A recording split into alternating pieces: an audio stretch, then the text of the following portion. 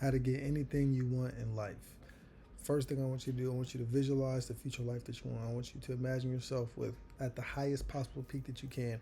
I want you to think whether that's cars, whether that's jewelry, whether that's a bunch of money, whether that's success, whether that's influence, whether that's being in tune spiritually, whether that's um, getting success in your niche or the subscribers. I want you to think and envision that in your head, whatever that is to you. I want you to really think, envision every single step of your life. How is it waking up? What type of person are you? All that stuff. And then as soon as you do that, I want you to think about the goals. What type of goals do you have? Like what type of like checkpoints do you think you would have to be able to get there? And then I want you to throw all that in the trash can because all that really matters is the processes and the work to get there. The work that it'll take to get to that, you have to fall in love with the process of that work. If you don't fall in love with the process and the work to get there, it won't matter because you'll quit at the first sign of struggle. As soon as you see something not going your way, you won't do it. If you don't fall in love with the process and the systems, none of it even matters.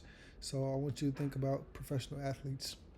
They have to practice every day and they have to grind no matter what, like just on the daily. Nobody wants to wake up and do motivation, or even in your own life, just the gym or whatever it is, whatever a hard daily task is for you. Nobody likes to do those things daily unless you make yourself love it or unless you fall in love with the process. But like for the average person, they don't like to do it. So that's why the New Year's resolutioners, your gym will be packed on January 1st, and then you look at your watch, you give it some time. January 13th, 14th, it's empty again. You get it on your machines to get your work done. So those people have fallen in love with the goal. They got like December 31st, they say, I'm going to have a six pack by February 1st. And then they lock and do all that stuff. They burn out and don't get anything done. Why? Because they set a goal for themselves and then didn't fall in love with the process. It's like just saying, I want a Lamborghini. Okay, cool. Like, what are you going to do to get a Lamborghini? I don't know. I just want a Lamborghini. So then as soon as you start doing the process, oh, this is too hard, man. I'm cool with my Honda. I'm cool with my whatever. And that's not like crapping on the Honda or nothing, but I'm just saying, like, you get the point. It's the processes and the systems that lead you to that. So falling in love with the systems is the only thing that will get you to those goals. It's the same thing as like if you look at a story, falling in love with the journey is what gets you to the destination. The journey is what really matters. That's what makes the story. So your story is unique to you because of the journey. So don't ignore the journey. Don't write it off. Matter of fact, you need to fall in love with it. The hardships, the ups and downs, no matter what you're going through, because that journey will get you to the destination that you're looking for. You can't get to the top of the tree without climbing up the tree. And there's always going to be stuff going up or just the top of a mountain or anything. That's just the journey to get to the top. The only reason the moment feels so sweet is because of all the work that's been put up to get to it. So that's the cheat code and that's the hack. Falling in love with the work is nothing new, but I like to take ideas that are already normal and kind of reframe it to make it as simple as possible. Kind of break down simple ideas. That's kind of my point and what I want to do with this channel. And what I'm really passionate about, what I do in my own personal life for like my friends and family or just whatever, even myself, just to kind of help people understand these things. So to get into it, one of the things I like to say or use an example for this is like a wedding. So I want you to think about a wedding. The reason why a wedding feels so special and everybody says the best day of their life isn't just because of the day. If you right now, like, I don't know what it is, but let's say whenever you were single, because everybody's been single at some point. Whenever you were single, if I just like the next day you woke up said this is your wedding and gave you some random girl, like it wouldn't be the best day of your life. Why? Because like you don't really know this person. Like yeah, your family's there, the food's good, the music's good. Like everything that you take from the best wedding experience, I could give that to you, and you still maybe it'd be a great day, but it wouldn't be the best day of your life. It's the best day of your life because it's the person that you love the most, and your time, your lives together. You get to spend the rest of it with that person. So obviously, all the stuff has accumulated to this, and all y'all's relationship, all y'all's journey has made it so this point seems like it's just like the pinnacle. It's the top. It can't get any better than this at that point. Then obviously you still have your whole life to live together. But the reason why that feels so sweet is because of the build up in the relationship. Like yeah, you get what I'm saying.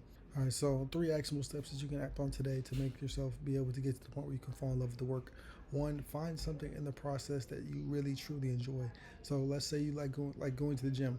So obviously most people hate legs. I mean, unless you're a girl, you're trying to get that booty. It is what it is. But if that's not what you're trying to do, most people don't like doing legs. Like me personally, I don't like hitting legs. It's just I just don't like it. I ain't gonna lie. So if you're hitting legs, then you kind of have to think of something that's to help you get through it. Like going through the legs, um, there's certain things that are like certain exercises that I like, or like I'll play some music while I'm doing it, and I can push through it to make it tolerable.